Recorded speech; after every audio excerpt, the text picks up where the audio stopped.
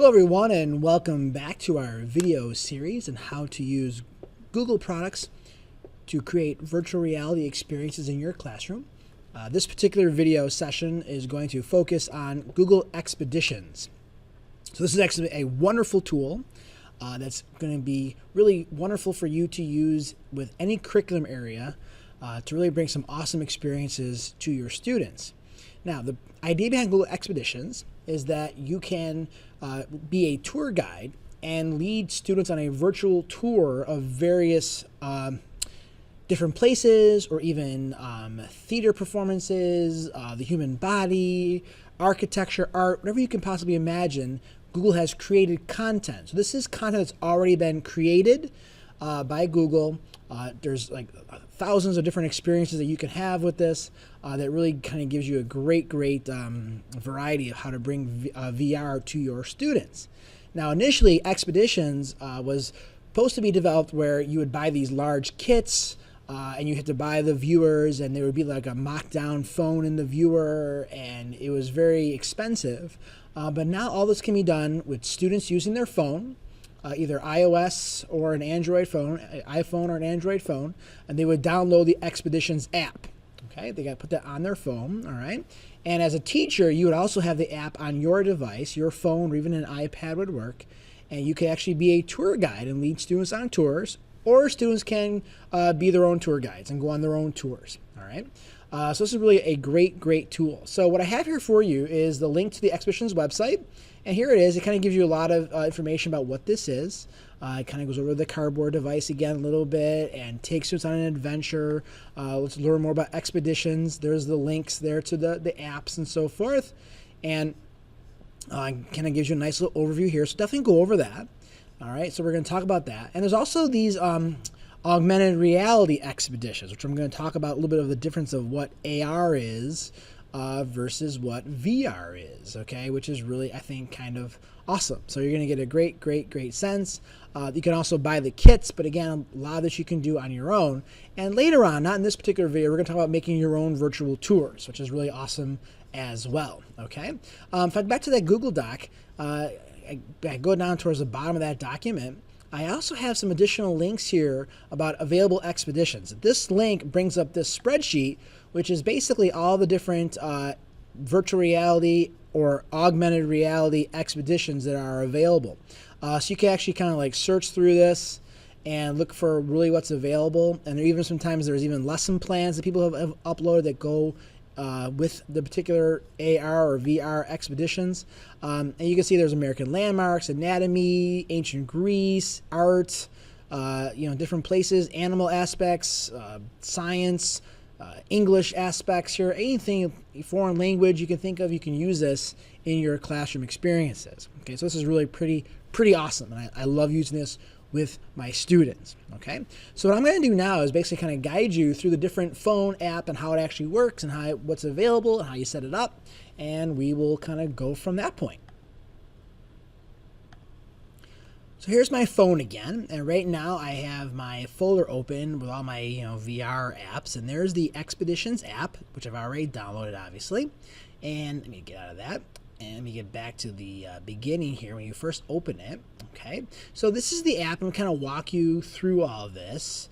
You can kind of go to the menu here. There's a help section, which kind of gives you some, sort of tips on how to use all this, how Expeditions works, and how you do it, how you set up your network, and so forth.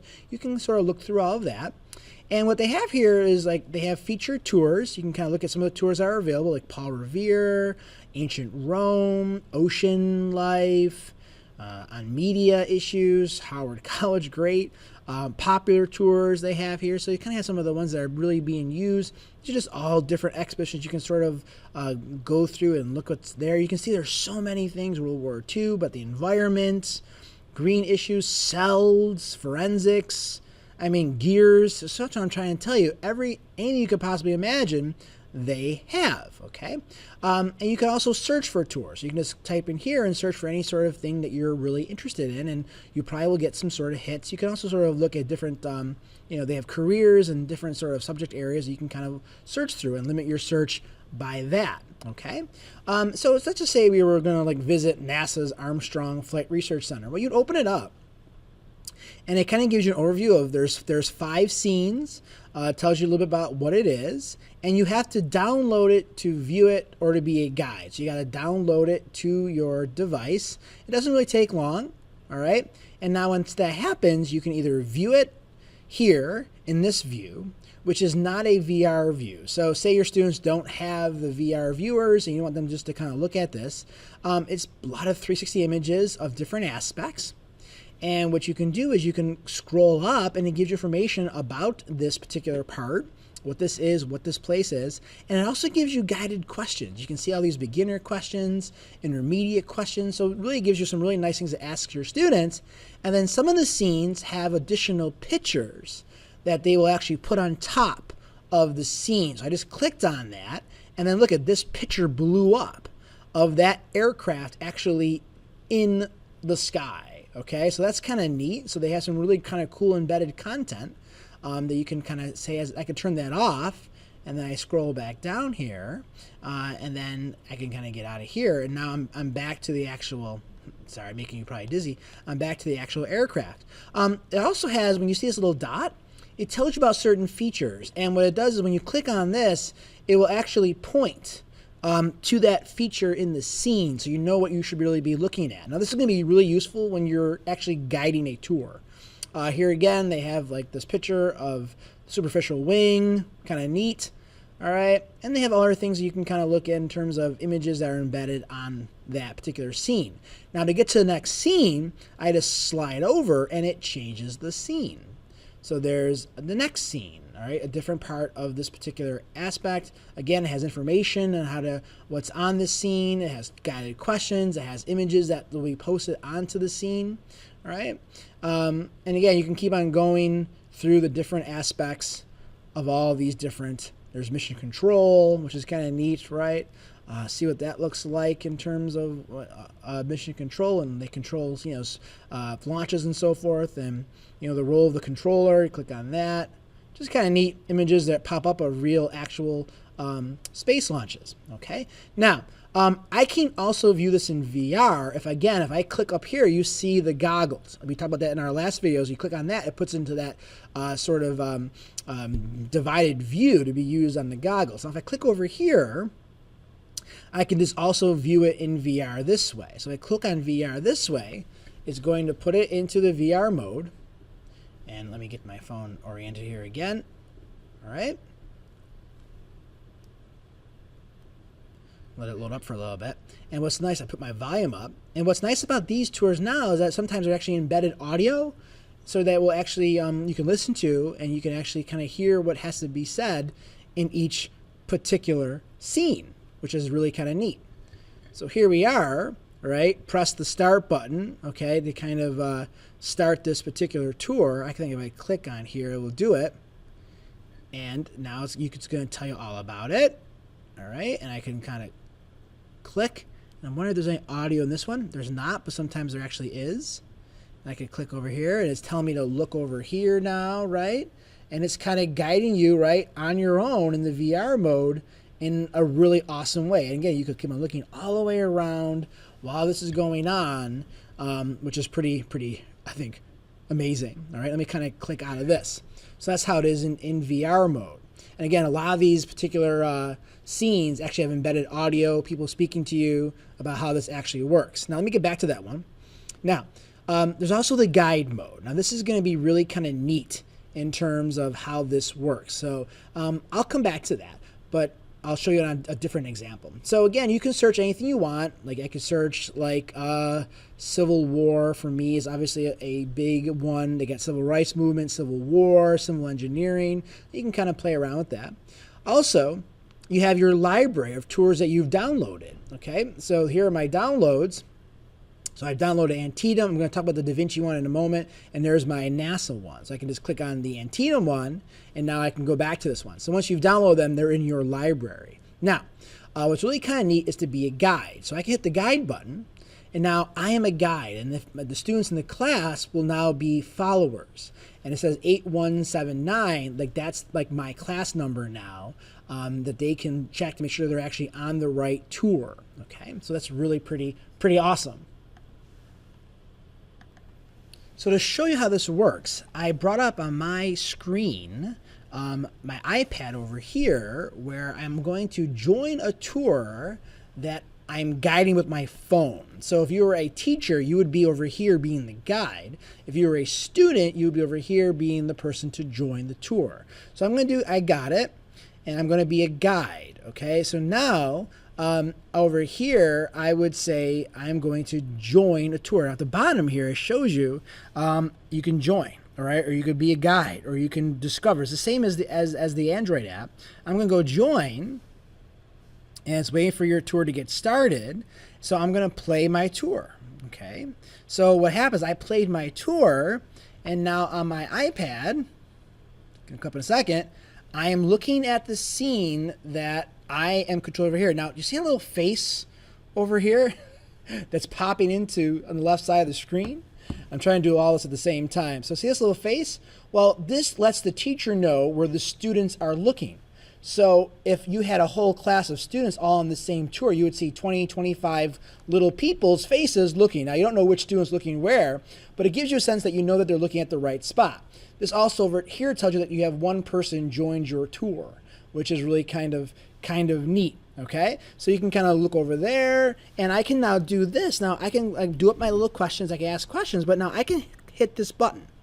Now I want them to look at the cornfield, and I see there's an arrow that appears in the student's view showing them where to look. And this is where that particular image, that particular indication told them where to look. Now from the teacher standpoint, I know that they're looking at the spot that I wanted them to actually preview. So that is pretty neat, right? So you can really go through all these questions and really kind of make sure they're looking at certain places. Dunker Church. Now as a student, I'm supposed to look over here, so that pops up, right? Here's a Dunker Church as an image. So now as a student, I see this image, right, of that historical image of Dunker Church pop up, and I keep on looking all the way around.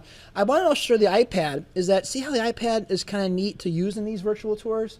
Now again, maybe you don't have a set of classroom viewers. If you had some iPads, you can certainly still do this without having to actually have students look in those goggles. Because again, sometimes students get a little funny, they feel a little sick, or they might get a headache. So this is kind of another alternative that you can actually have them use this. So here I had them click on the map, and now they're looking at the actual map.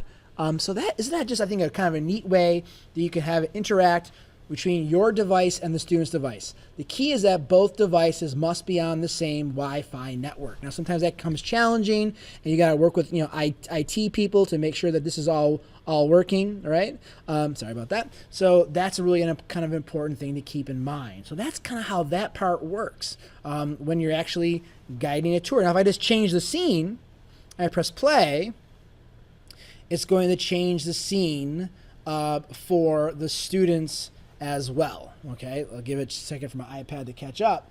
But then that scene, there we go, the scene has changed. So as I change the scenes on my phone over here, the scenes that the students look at will also change. Now there's this little, it puts it in the by view on an iPad, which is, I guess, kind of weird because it's not going to really work. But you couldn't really put this into the cardboard viewer, so it's better to view it like this. Again, even students on their phone can view it like this without having to put it in that sort of bifocal sort of disjointed view. So that's kind of just a neat aspect to this. Okay, so I really wanted to kind of show you all of that.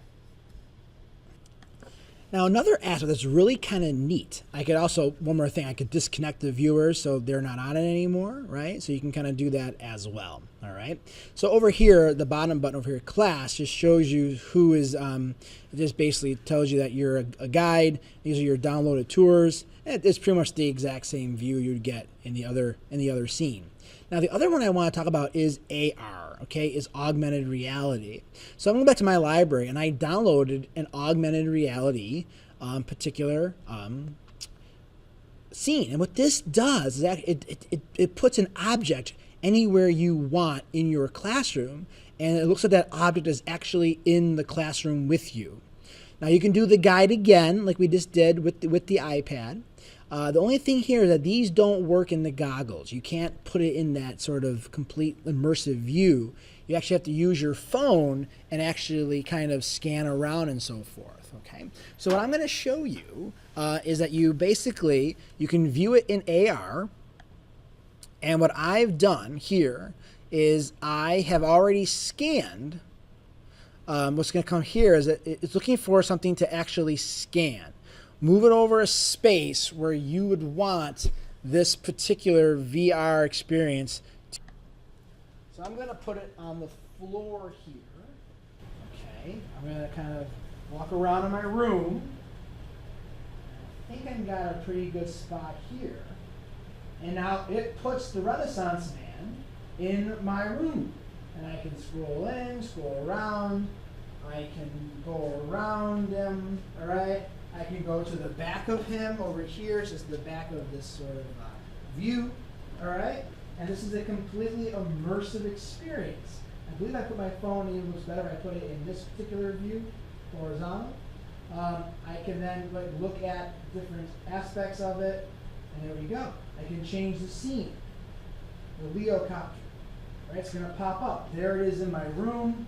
I can back out of it a little bit, and it looks like this is literally in my classroom spinning around and gives students a great kind of feel for it. Now, I wish this could be put into the goggles, but it really can't. But I can kind of look at it. Oh, I gotta back up here a little bit. Oops, it's kind of losing it. Sorry, I think I kind of did that a little bit too quickly. Okay. But again, it has this giant crossbow, which is gonna pop up in a second. Get my hand out of there. I think I went a little bit too fast there. So you gotta be careful, but I think you kind of get the point. You can kind of put these immersive aspects into your own classroom, which I think is just absolutely awesome. Okay. Oh, there's the crossbow. It came back. That's the canal lock. I can zoom in. I can pinch and zoom in.